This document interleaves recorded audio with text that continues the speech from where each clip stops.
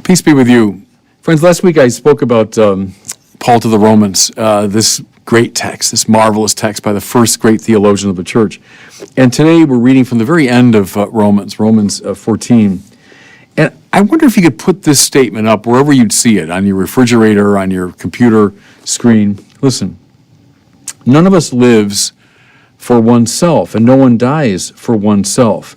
For if we live for the Lord. And if we die for the Lord. So then, whether we live or die, we are the Lord's. I think in many ways, the whole Bible, the whole of Revelation is summed up in this statement. None of us lives for oneself. When I spoke about justification last week, I refer to that line from Paul. It's no longer I who live. It's Christ who lives in me. It's not the old self that lived for itself. That's gone. Paul considers that rubbish. It's Christ who lives in me. I belong to somebody else. It's not my mind and its prerogatives, my will and its desires, my inclinations that matter. It's what Christ is thinking and willing and acting in me. I'm not my own. And Paul says that too. You've been bought and at a price. You don't belong to yourself. Now, the reason I say this is so important for us is, can you see how everything in our culture militates against this? I think that's why Christianity is struggling in our world today. I mean, we say the opposite. No, it's your life. You decide, you choose. It's all about finding your voice, asserting your prerogatives. I mean, everywhere you listen in the culture, everywhere you look in the culture, you find the same message. You do belong to yourself, and you've had it with other people telling you what to do. But the Bible is calling for a revolution, a conversion, a metanoia. There's the word that we find in the New Testament, metanous, going beyond the mind you have. The mind we have now in our culture is clearly, I belong to myself. I am my own project. You belong to another. You know, I might have referenced this before with you, but Richard Rohr has done this work in the initiation rituals of primal peoples, and I find it very illuminating. This is across the cultures, it's around the world. There's a similarity in the way in which young men especially are initiated into manhood, into adulthood. It always involves a kind of stripping away of the self-regarding child and moving that child into the far greater space of powers that transcend him. You know, so I might have rehearsed this with you before, but typically a young man is ripped away from his home, maybe in the middle of the night. You know, he's taken out of his sleep. He's scarified in some way. The tooth is knocked out, or his face is scarred. He's physically marked. He's initiated into the lore and history of the tribe. But then in a culminating moment, he's brought out into nature, whether it's the tundra or the jungle, or depending on the geography. And he's told to survive. He's got to make his way.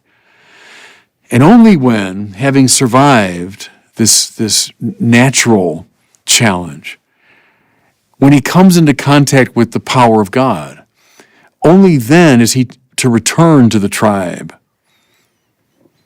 and function as an adult. Now, Rohr sums this up, and I want to just juxtapose it to Paul's observation here.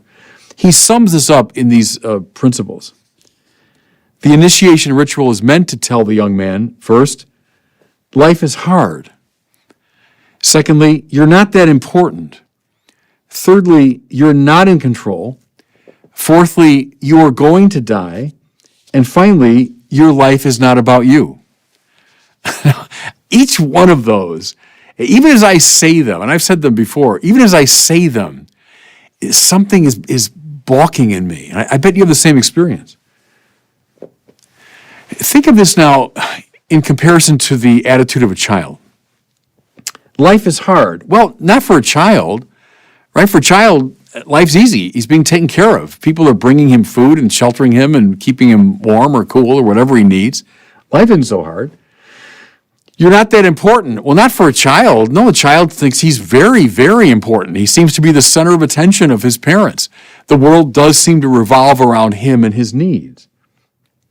You're not in control. I don't know, a little child just can cry or make a funny face or smile or whatever, and parents bring him what he wants. He seems to be very much in control of his life. You're going to die. Well, a little child is probably not even aware of the fact of death. Your life is not about you. Tell that to a little child. His life is all about him. That's all it's about. It's about meeting his needs and meeting his desires. And yeah, I'm the center of attention. My life's pretty easy. I seem to be in control of these people. My life's all about me. See, and the very point, everybody, the very point of the initiation rituals is to shake us out of that consciousness. Because as long as you live in that little world,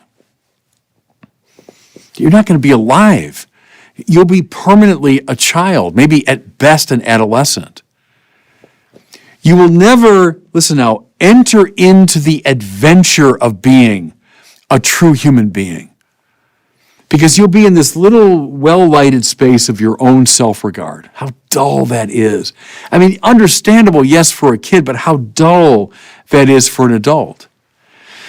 And that's why this initiation ritual is meant to do this painful work. You know, think of the scarification, or the knocking out of a tooth. Yeah, life is hard, and it's really salutary for you to know that in your own body, that there's a permanent reminder to you in your own flesh that life is hard, and that in fact, you're going to die. Your life isn't about you, rather it's about this family and tribe to which you belong. It's about this natural world of which you are a very small part. And finally, it's about God and God's great purpose for you. Can I make bold, everybody, to say this? I think our culture right now is stuck in a kind of permanent adolescence. This excessive self-regard, self-justification, safe spaces, protecting my ego, don't tell me what to think or do. And may I say, this disaffiliation from the churches. And I know everyone's full of righteous indignation about, corruption of the church, and God knows that's true. It's been corruption from the beginning. But it is very dangerous indeed, spiritually speaking, to disaffiliate from this transcendent source of meaning to one's life. Nothing will lock you into place more disastrously than a disaffiliation from God. See, I think one way to look at this is the treasure buried in the field. That's what Paul's talking about. That you don't belong to yourself. And when you discover that, that's when you begin to live for the first time. That's why you should sell everything you've got and buy that field. When you discover your moral purpose, that you're here to serve something way beyond your little ego and its needs, that's when you come to life. That's the pearl of great price. You've been looking for it, and you think you're going to find it in the goods of the world that serve the ego. There's my famous, wealth, pleasure, honor, power. But that's what that is you're on this quest to find things that will satisfy your ego. See, all you are at that point is a kind of advanced adolescent. Maybe you're using all of your intellectual powers, but you're serving fundamentally adolescent ends. Think of here, everybody, of all the hero stories, and we still love them. Many of the most popular movies are about that. What do they always hinge upon? Prescind for the moment from all the special effects and all the, whiz-bang computer stuff. What are those stories always about? They're about a self-regarding person who's living in a very small spiritual space, becoming someone who breaks free of that precisely in love and service to higher goods and higher powers. Only when you break out of that self-regard to serve your family or your community or the wider society or ultimately the purposes of God, that's when you come alive. That's when you become a hero, listen, who can really be of help to those around him.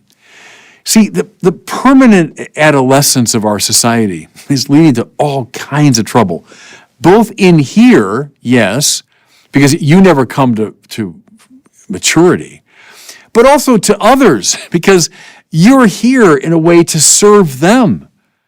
And if you're caught in this sort of adolescent feedback loop, well, then you're not accomplishing the good you've been placed here to accomplish. How come the society in many ways is coming apart?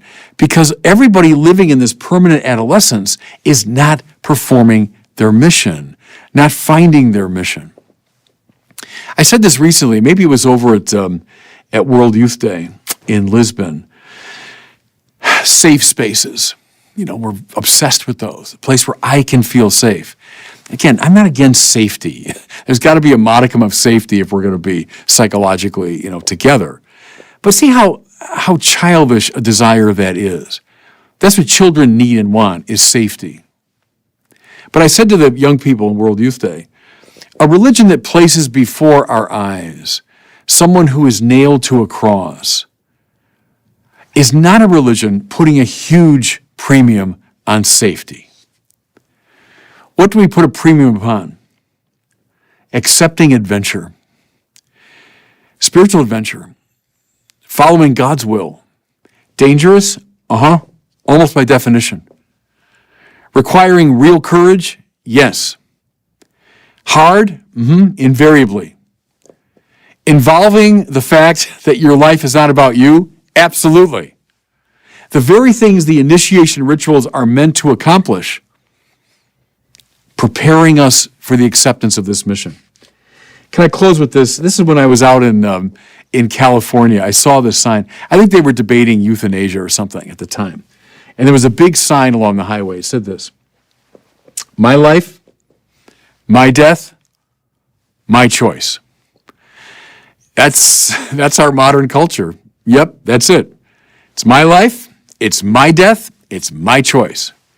Do you see, everybody, first how tiny that spiritual space is and how repugnant it is to what we hear in Romans 14. Again, none of us lives for oneself. No one dies for oneself. For if we live for the Lord. If we die for the Lord. So then, whether we live or die, we are the Lord's. What's the Christian answer to this? It's not my life. It's not my death, and it's not my choice. I've been bought and at a price, and I belong to this higher power, Jesus Christ living his life in me. And that's an invitation to real spiritual maturity and real spiritual adventure. And God bless you.